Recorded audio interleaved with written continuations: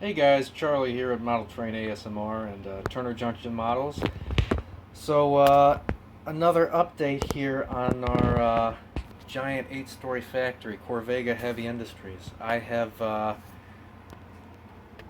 finished up a lot of work here.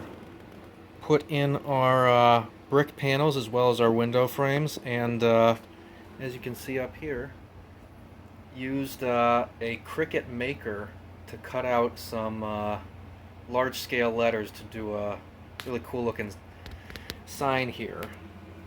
Again, for those of you who are Fallout fans, Corvega will be a neat little reference for you. Um, at this point, I'm just about ready to start weathering here. I've got our little garage door going from the bridge into our loading area.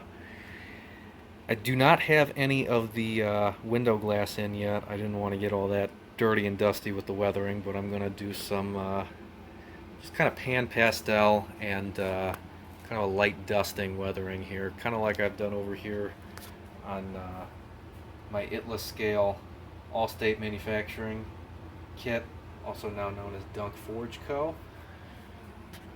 So just a little light weathering as the 50s. Things didn't get super dirty like they did, in later decades. They were still keeping things a little clean.